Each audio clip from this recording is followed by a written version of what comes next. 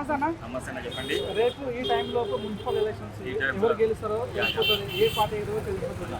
So మీరు చెప్పండి analysis పరంగా అసలు ఏ పార్టీకి ఎక్కువ ఓట్ బ్యాంక్ పెరిగింది, ఏ పార్టీ గెలిచే ఛాన్స్ ఉంది తెలంగాణలో? ముఖ్యంగా చెప్పాలంటే ఇప్పుడు తెలంగాణలో కాంగ్రెస్ పార్టీ అధికారంలో ఉంది. తప్పకుండా కాంగ్రెస్ పార్టీ గెలుస్తుంది. ఎందుకంటే ఇప్పుడు కొత్తగా కార్పొరేషన్ ఏర్పడ్డాయి. కొత్తగూడెం, రామగుండం, మంచిర్యాల, మహబూబ్నగర్, నల్గొండ, ఈ 5 కార్పొరేషన్లో కాంగ్రెస్ పార్టీ కైవసం చేసుకోబోతుంది. నిజామాబాద్, కరీంనగర్ కొద్దిగా డౌట్గా ఉంది. నిజామాబాద్ బీజేపీకి వచ్చే అవకాశం ఉంది. కరీంనగర్ మాత్రం త్రిముఖ పోటీ ఉంటుంది.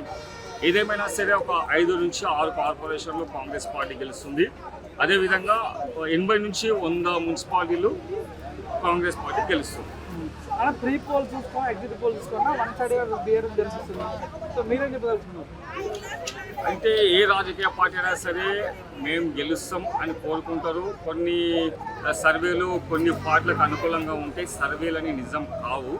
ఏదైనా సరే ప్రజానాడి అనేది చాలా గొప్పగా ఉంటుంది. రేపు కాంగ్రెస్ పార్టీ మాత్రం, మాకు ఉన్న సమాచారం బట్టి మాత్రం అధికారంలో కాంగ్రెస్ పార్టీ ఉంది. ప్రజలు కూడా కాంగ్రెస్ పార్టీని విశ్వసిస్తారు. రేపు కాంగ్రెస్ పార్టీ కార్పొరేషన్లో, మున్సిపాలిటీలో కాంగ్రెస్ పార్టీ గెలుస్తుంది. అన్న, ఒకవేళ మున్సిపల్ ఎలక్షన్స్లో కాంగ్రెస్ పార్టీ గెలిస్తే డైరెక్ట్ పరిషత్ ఎలక్షన్ వెళ్ళే ఛాన్స్ ఉందా? ఎంపీటీసీ, జెడ్పీటీసీ వెళ్ళే ఛాన్స్ ఉందా? తప్పకుండా ఉంది. జెడ్పీటీసీ, ఎంపీటీసీ ఎన్నికలకు వెళ్ళే అవకాశం ఉంది. టైం ఇక్కడ గ్రేటర్ హైదరాబాద్, గ్రేటర్ వరంగల్, ఖమ్మంలో కూడా 2-3 మంత్స్లో ఎలక్షన్ జరుగుతాయి.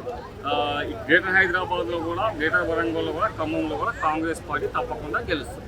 అన్న, ఎందుకని ఇప్పుడు సర్పంచ్ ఎలక్షన్స్ కానీ, మున్సిపాలిటీ ఎలక్షన్స్ కానీ, ఇప్పుడు రాబోతున్న పరిషత్ ఎలక్షన్స్ కానీ ఎందుకు కాంగ్రెస్ పార్టీ సరిగ్గా పెట్టలేకపోతుంది? ఇన్ని సంవత్సరాలు, 2 సంవత్సరాల వరకు ఏం చేస్తున్నారని చాలా మంది కూడా ప్రశ్నిస్తున్నారు. ఏం చెప్పదలుచుకున్నారు? కాలయాపన అంటే ఇక అది కొన్ని కారణాలు చెప్పడానికే ఉండదు. అది గవర్నమెంట్ పని. అది ఎందుకంటే బూత్ వైజ్గా కొన్ని సెలెక్ట్ చేసుకోవాలి. కొన్ని ఉంటే టైమింగ్ తీసుకుంటారు. అది సర్పంచ్ ఎలక్షన్లు కానీ, ఎంపీసీ, డిఎస్పీటీసీ కానీ చాలా సంవత్సరాలు చూస్తాం కాలయాపన జరుగుతుంది అక్కడ. సో అది జరగకుండా చూడాలని నేను కోరుకుంటున్నాను. మనం కాంగ్రెస్ హామీ ఇచ్చింది 32% బీసీలకు ఇస్తా అని చెప్పింది. సర్పంచ్ ఎలక్షన్ ఇవ్వలేదు, మున్సిపల్ ఎలక్షన్ ఇవ్వలేదు. మరి రాబోతున్నటువంటి ఎంపీటీ, జెడ్పీటీసీ వాళ్ళు ఇస్తాయి.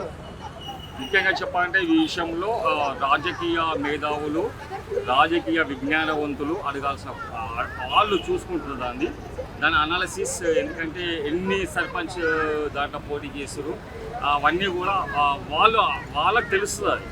సో నేనైతే కోరుకుంటా తప్పకుండా గ్రేటర్ హైదరాబాద్ ఎలక్షన్లో 42% రేవంత్ అన్న ఇస్తారని నేను కోరుకుంటా. తప్పకుండా ఇస్తారు ఇక్కడైతే. గ్రేటర్ హైదరాబాద్ అంటే బీఆర్ఎస్ కంచుకోట. సో గతం చూసుకుంటే ప్రతిసారి కూడా బీఆర్ఎస్ గెలిచింది. నిన్న జరిగినటువంటి జూబ్లీ సెలక్షన్లో 9 కాంగ్రెస్ నుంచి ఎన్నుకోవడం జరిగింది. సో మరి ఇప్పుడు రాబోతున్నటువంటి ఈ రిజల్ట్స్ ఎలా ఉండబోతుంది? రేపు జరిగే కౌంటింగ్లో, రేపు జరిగే మార్పులు మాత్రం తప్పకుండా కాంగ్రెస్ పార్టీ మెజారిటీ స్థానాలు గెలుస్తుంది. కార్పొరేషన్లో కానీ, మళ్ళీ మున్సిపాలిటీలో కానీ, కౌన్సిలర్స్లు, రీజనల్ కార్పొరేటర్ తప్పకుండా కాంగ్రెస్ పార్టీ నుంచి కాంగ్రెస్ పార్టీ జెండా ఎగురవేయబోతున్నారు. ఎందుకంటే ప్రజల నాడి ఇక్కడ నుంచి కొద్దిమంది వెళ్ళడం జరిగింది. హుజూర్నగర్ కానీ, ఇక్కడ మన మంచిర్యాల కొన్ని వాటికి ఇక్కడ నుంచి వెళ్ళడం జరిగింది. వాళ్ళు చెప్తున్నారు తప్పకుండా కాంగ్రెస్ పార్టీ గెలుస్తుంది. కాంగ్రెస్ పార్టీలో మంచి ఆదరణ ఉంది. రేవంత్ అన్న పరిపాలన ప్రజలు విశ్వసిస్తున్నారు. తప్పకుండా కాంగ్రెస్ పార్టీ గెలుస్తుందని నాకు కూడా నమ్మకం ఉంది. రేపు 2 గంటల లోపల కాంగ్రెస్ పార్టీ తెలంగాణ రాష్ట్రంలో విజయదుందుని మోగిస్తాం. దేశం మొత్తంలో ఎలక్షన్స్ ఎప్పుడు జరిగినా కూడా మన రాహుల్ గాంధీ గారు ఓటు చోరీ జరిగింది అంటారు. నిన్న మున్సిపల్ ఎలక్షన్లో ఒక ఆవిడ ఓటర్ ఐడి పెట్టుకొచ్చి నా ఓటు వేరే ఇచ్చేసారని చెప్పింది. మరి తెలంగాణ కూడా ఓటు చోరీ జరుగుతున్నప్పుడు ఎందుకంటే రాహుల్ గాంధీ గారు కానీ, కాంగ్రెస్ పార్టీ మెంబర్స్ ఎందుకు ఒప్పుకోవట్లా అని మీరే చెప్తారు. అని ఓట్ చోరీ అనన్నా అది జరిగింది. అక్కడ దాని ప్రూఫ్స్ చూపించిండు. అది వేరే విషయం. దీన్ని ఓట్ చోరీ అనాలి. ఏంటంటే కొద్దిమందికి ఏంటంటే ఒక ఉదాహరణ తీసుకున్నాం. హైదరాబాద్లో ఒక డివిజన్ ఉంటుంది. ఆ డివిజన్లో వాళ్ళకి 4 ఇళ్ళు ఉంటాయి. అక్కడ ఏంటంటే వాళ్ళకు 2 ఓట్లు 3 ఓట్లు అట్లా ఉంటాయి అన్నమాట. సో ఆ ఓట్లు వాళ్ళు వేసుకోవడానికి ప్రయత్నం చేస్తారు. ఇంకు తూర్పేసి లేదా ఆ ఓటు ఇంకా వేరే వాళ్ళు అట్లా జరుగుతుంది తప్పితే అంతే. కానీ ఇట్లా అయితే ఉండదు. సో మీరు చెప్పినట్టుకైతే ఉండదు.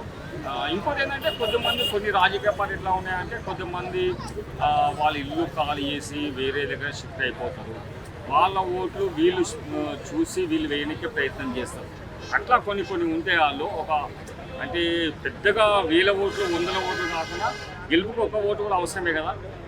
అలాంటి ఓట్లు కొద్దిమంది ఎన్నిక ప్రయత్నం చేస్తారు.